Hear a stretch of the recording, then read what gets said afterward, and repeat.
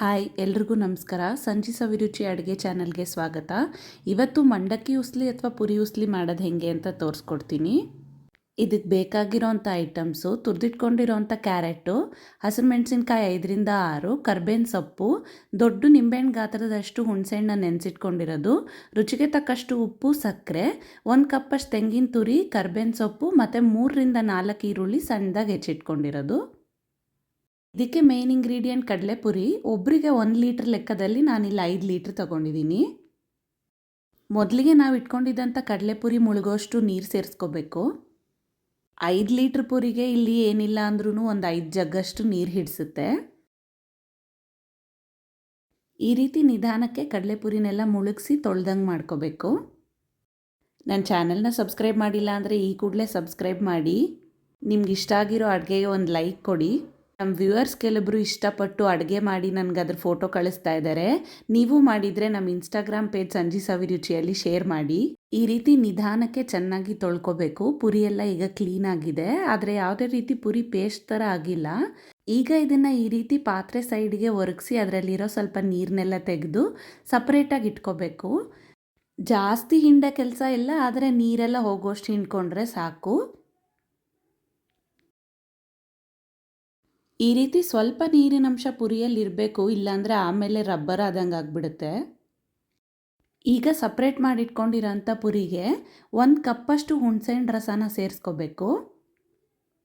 ಜೊತೆಗೆ 1 ಸ್ಪೂನಷ್ಟು ಸಕ್ಕರೆ ಸೇರಿಸ್ಕೋಬೇಕು. ಹಾಗೆ ರುಚಿಗೆ ತಕ್ಕಷ್ಟು ಉಪ್ಪು ಸೇರಿಸ್ಕೋಬೇಕು. ಇದನ್ನು ಸೈಡಲ್ಲಿ ಇಟ್ಕೊಂಡು ಈಗ ಒಂದು ಒಗ್ಗರಣೆ ಮಾಡ್ಕೊಳ್ಳೋಣ. ಒಂದು ಬಾಣಲಿ ಇಟ್ಕೊಂಡು ಬಾಣಲಿ ಬಿಸಿ ಆದಮೇಲೆ 2 ಸೌಟಷ್ಟು ಎಣ್ಣೆ ಹಾಕ್ಕೊಳ್ಳಿ.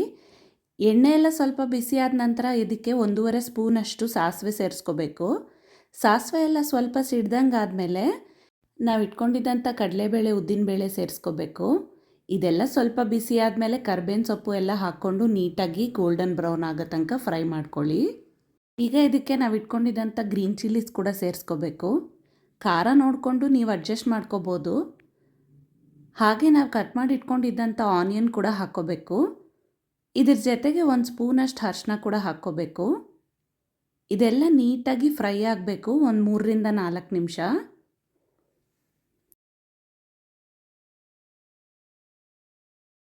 ನೀಟಾಗಿ ಈರುಳ್ಳಿದ ಹಸಿ ವಾಸನೆ ಎಲ್ಲ ಹೋಗೋ ತನಕ ಹುರ್ಕೋಬೇಕಾಗುತ್ತೆ. ಒಂದು 3ರಿಂದ 4 ನಿಮಿಷ ಆದಮೇಲೆ ನಾವು ತುರಿದಿಟ್ಕೊಂಡಿದ್ದಂಥ ಕ್ಯಾರೆಟ್ ಸೇರಿಸ್ಕೊಳ್ಳೋಣಂತೆ. ಕ್ಯಾರೆಟು ಎಲ್ಲ ಸ್ವಲ್ಪ ಬೆಂದಂಗೆ ಆಗಬೇಕು, ಅಲ್ಲಿ ತನಕ ನೀಟಾಗಿ ಫ್ರೈ ಮಾಡ್ಕೋಬೇಕು.